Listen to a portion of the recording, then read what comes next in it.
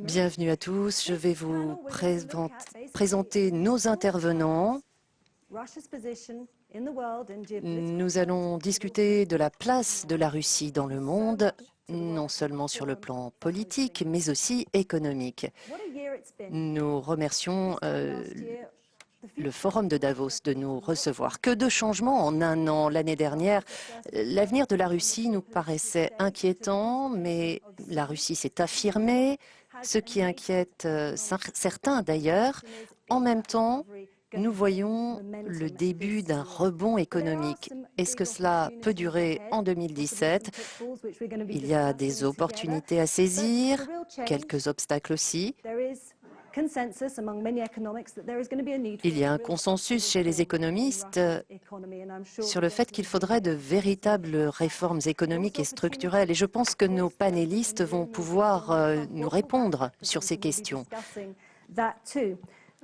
D'autres questions aussi, que représente Donald Trump dans cet environnement, mais aussi les élections européennes, les élections en Europe. Va-t-il y avoir des changements après certains scrutins? Va-t-il y avoir un rapprochement avec la Russie? Et si nous avons appris quelque chose en 2016, c'est bien que tout est possible. Donc je vous présente nos intervenants. Nous avons M. Igor Chouvalov, vice-premier ministre de la Fédération de Russie depuis 2008, lorsque Vladimir Poutine est devenu Premier ministre sous la présidence de Medvedev.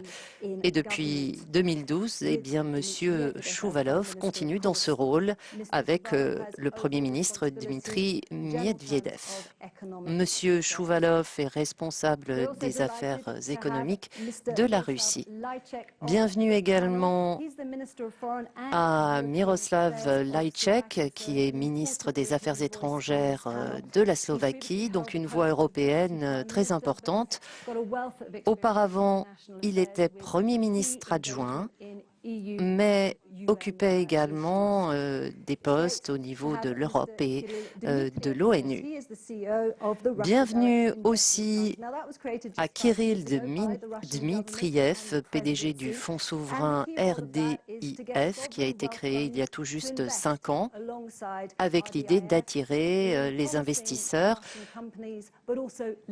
aux côtés du fonds d'investissement direct de la Russie pour soutenir les entreprises en Russie. Ensuite, Dmitri Kostegin, bienvenue. Vous êtes président du conseil d'Ulmart. Ulmart est le premier site de commerce en ligne en Russie, très connu en Russie. Et le PDG explique que c'est un peu une combinaison d'IKEA et d'Amazon. Et enfin, avec nous également, Ray Dalio, fondateur de la firme d'investissement Bridgewater Associates, qui est le plus grand hedge fund au monde. Monsieur Dalio a une certaine vision sur l'économie et il a un modèle pour analyser les économies comme des machines. C'est une perspective tout à fait intéressante.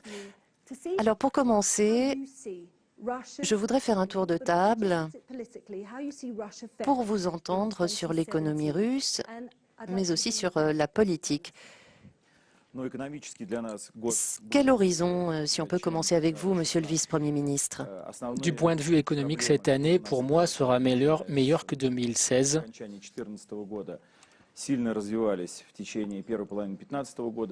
Tout ce qui s'est passé depuis la fin 2014 a évolué. Depuis, les difficultés derrière nous, à présent, depuis la moitié de 2015. Récemment, nous avons eu un grand forum à Moscou avec des leaders économistes du monde entier. Et ils sont de l'avis que la Russie a navigué avec beaucoup de réussite pendant cette période. Désormais, la situation est suffisamment bonne. Nous avons retrouvé la croissance économique à la fin de l'année précédente. Cette année, nous estimons qu'elle sera entre 1 et 2% du PIB. Hier, nous avons eu un sommet important chez le président et nous allons maintenant dépenser l'argent du pétrole et donc tous les bénéfices de la vente du pétrole, si le baril est au-dessus des $40, eh bien nous allons les placer dans des fonds et faire des économies et ne pas les dépenser. Cela permettra plus de transparence, cela permettra de diminuer, de faire baisser la volatilité du cours du rouble. Et c'est bien pour ceux qui ouvrent de nouvelles entreprises et veulent exporter. À présent, la situation est saine et pour être franc, nous sommes dans une situation dans laquelle il n'y a aucune bulle sur aucun des marchés, ni sur le marché immobilier, ni sur les marchés des fonds. Et la situation est très très saine. Nous nous attendons à l'afflux direct des investissements étrangers.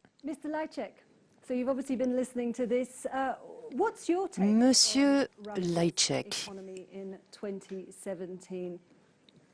comment voyez-vous l'économie russe en 2017? Il est très difficile de le prédire car la Russie fait partie d'une économie mondialisée.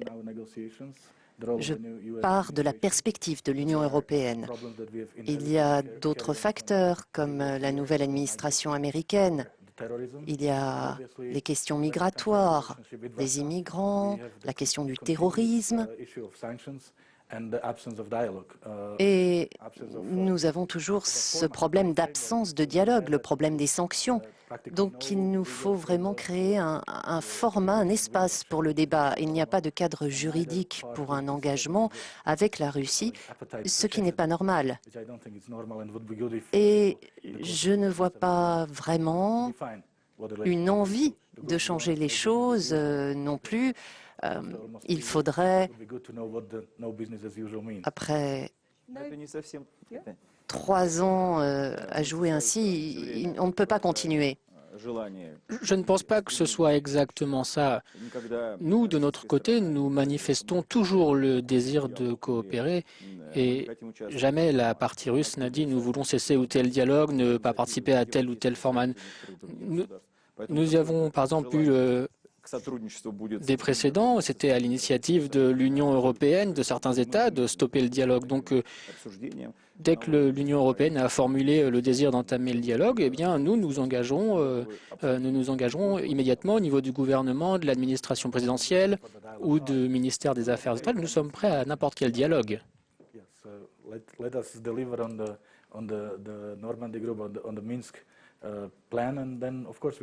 Oui, il y a déjà le plan de Minsk sur lequel il faudrait se mettre d'accord. Monsieur Dmitriev, est-ce que vous pensez que vous êtes à un tournant? Oui, je pense qu'on a déjà passé ce tournant.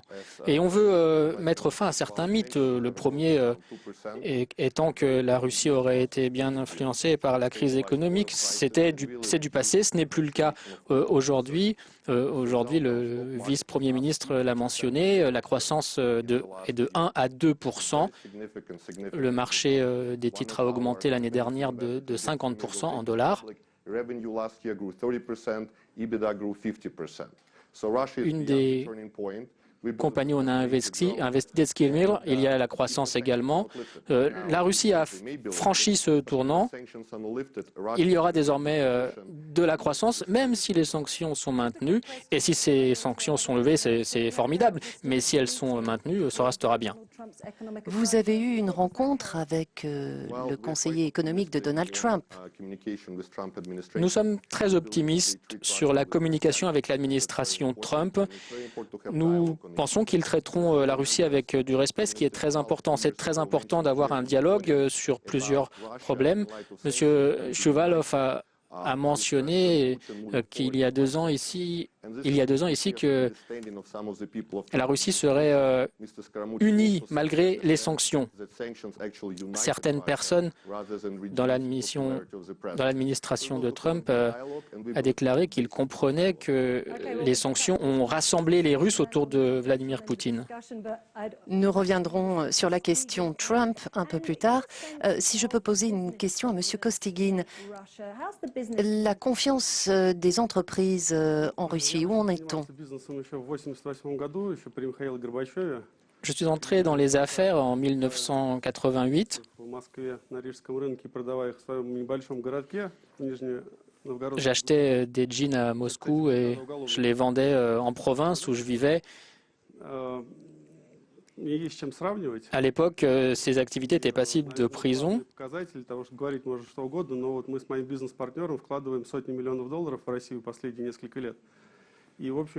Je pense que avec mon partenaire, nous investissons des centaines de millions de dollars. Nous avons investi des centaines de millions de dollars en Russie.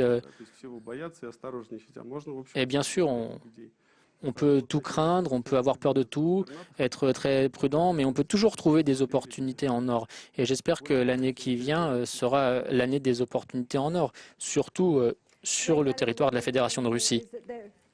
Ray Dalio, nous entendons donc que l'économie russe est en transition. De votre perspective, vous qui regardez les économies comme des machines, quels sont les points saillants de l'économie russe? Eh bien, la Russie est un pays qui a un potentiel énorme. Je suis un peu comme un médecin, pas comme un idéologue. Je compare les pays les uns aux autres et j'ai un indice pour comparer les pays. Et il y a 3 points qui indiquent une économie forte. Tout d'abord, est-ce que vous disposez de ressources naturelles? La Russie en est riche. Et cela devrait être le pays le plus riche par personne au monde sur cette base. Il y a un autre facteur. Quel est le coût de l'éducation? Il y a une population très éduquée avec un coût de travail peu élevé. Ensuite, il y a le niveau d'endettement. Le niveau d'endettement en Russie est parmi les plus bas au monde. Donc, nous avons un pays avec tous ces avantages, tous ces facteurs en sa faveur, mais des obstacles et quelques difficultés. Pour moi, nous en parlerons tout à l'heure, mais c'est un pays où le marché des capitaux est sous-exploité, sous-développé, et il y a des difficultés pour emprunter de l'argent dans le pays. Il y a d'autres problèmes liés à la propriété, des questions non résolues, donc il y a beaucoup de potentiel. Et quand je regarde, depuis quelques années, ces dernières années, il y avait 2 grands problèmes: les sanctions et les prix bas du pétrole. Et cela présentait de grandes difficultés. Il n'y a pas de bulle du tout, comme l'a dit M. Chouvalov. Il n'y a pas de bulle, c'est vrai. Mais est-ce que vous pouvez surmonter ces difficultés et votre croissance sera à 1 ou 2%, comme vous l'avez dit, mais c'est le moment de regarder, de se projeter 10 ans en avant et de regarder à l'horizon à 10 ans. Quelle est votre réponse? Je suis tout à fait d'accord. Si vous croyez que nous ne pensons pas aux réformes, eh bien, sachez que, bien sûr, nous y pensons, y compris quand le prix des pétroles était très haut. Nous avions préparé des plans avec le gouvernement. Nous devions le présenter de manière préalable au public. Nous avons mis en place quelques centres publics d'information, pas des centres gouvernementaux, mais il s'agit d'initiatives de sociétés, d'entreprises qui essayent d'anticiper sur les idées, de voir où sont les obstacles pour la croissance économique russe et ce qu'on doit faire dans les prochaines années. Bien sûr, dans les perspectives d'1 ou 2 ans. Et l'idée est d'avoir une croissance stable et de passer à une croissance de 2% avec des chiffres plus acceptables pour nous, parce qu'on estime que la croissance de 2% pour la Russie, c'est plutôt une fourchette basse dans nos ambitions. Donc nous devons être très consistants, ne pas commettre d'erreurs afin de ne pas torpiller cette croissance. Et pour cela, nous avons besoin de politiques macroéconomiques responsables. Nous la conduisons sans erreur, comme on peut le voir, comme on a pu le voir. Mais ça peut changer, mais nous resterons fermes sur ces objectifs économiques. Si on regarde plus loin dans l'avenir, l'important, c'est le capital humain, l'éducation de la population, le savoir-faire de cette population pour le marché, comment former ces populations, les adapter à la concurrence dans le monde. Et pour nous, c'est un vrai défi, car nous sommes un peu à la traîne et nous savons qu'il y a beaucoup de propositions ici, non seulement liées au financement budgétaire du système éducatif, afin de rechercher des éléments qui motivent les entreprises à éduquer leur personnel et envoyer ainsi des signaux intéressants au marché, qu'il faut que les gens soient intéressés et motivés pour recevoir des formations, des outils modernes. Nous voulons être certains de ce que nous faisons pour ne pas faire tanguer la barque.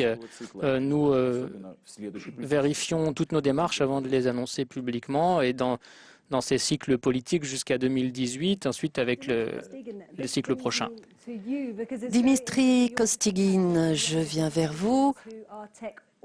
Vous êtes très connecté à la jeune génération, elle-même très connectée. Quelles sont leurs attentes? Et quels sont les obstacles pour vous en tant qu'homme d'affaires? J'ai une chanson préférée, peut-être un peu ennuyeuse pour les non-initiés. C'est une chanson sur la comptabilité dans le marché russe.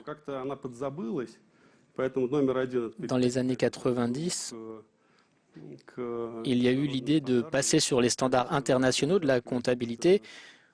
On les a oubliés depuis, mais je pense que c'est maintenant dans cette direction qu'il faut aller.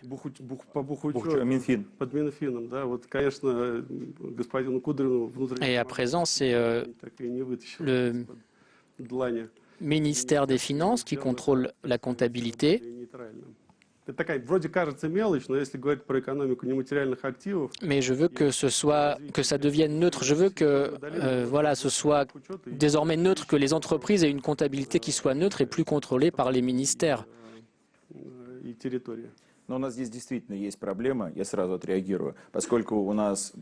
Je voudrais réagir tout de suite, effectivement. Nous avons à présent des problèmes car effectivement nous avons deux systèmes de comptabilité, le système russe et le système international. On a commencé avec des actifs gouvernementaux, donc c'est notre première responsabilité. Et donc en 2017, nous allons passer les institutions gouvernementales, les administrations gouvernementales sur le standard international pour envoyer un bon signal au marché. Donc, il faut envoyer les bons signaux au marché. Monsieur Lejčák, pour vous, est-ce qu'il y a plus de confiance vis-à-vis de la Russie? Tout le monde a parlé des sanctions.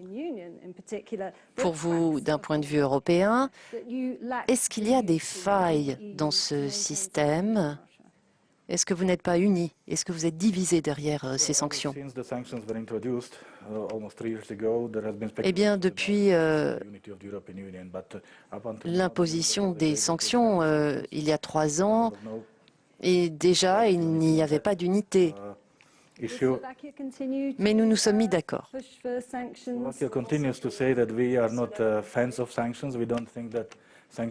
Vous pensez que cela va continuer? Nous n'aimons pas imposer des sanctions. Ce n'est pas le meilleur outil pour arriver à nos objectifs.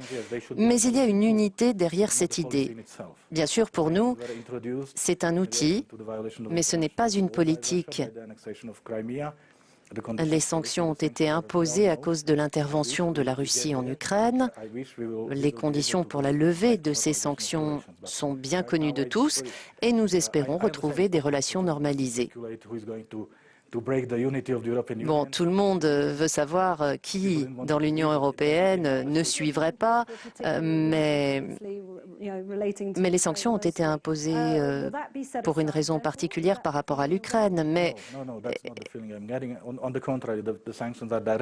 est-ce que c'est encore la logique derrière ces sanctions? c'est le respect des accords de Minsk. Il n'y a pas eu beaucoup de progrès et il y aura une nouvelle négociation en juillet. Et s'il n'y a pas de progrès, oui, la position européenne est très claire. Vous avez dit, Monsieur Dmitriev, que les sanctions n'ont pas entravé l'économie russe. Juste 2 points. Les sanctions n'ont pas atteint leurs objectifs qui était de faire changer la politique de la Russie. En fait, ça a plutôt permis d'unifier la Russie pour faire avancer nos entreprises, de les restructurer. On peut très bien continuer avec les sanctions. Je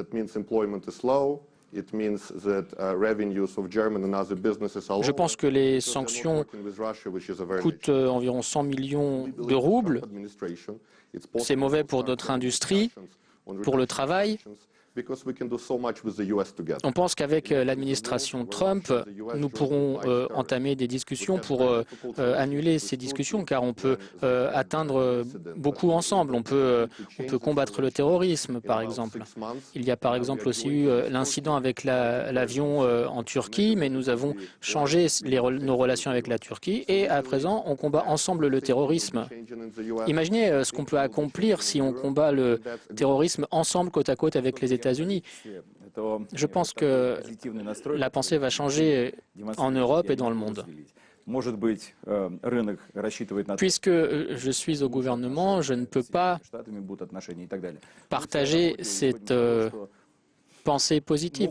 Nous ne partons pas du principe que les relations vont beaucoup s'améliorer. On part du principe que ça peut rester très difficile à l'extérieur. Nous planifions nos actions en partant du principe que les sanctions sont en place. Très bien. Si c'est annulé, tant mieux.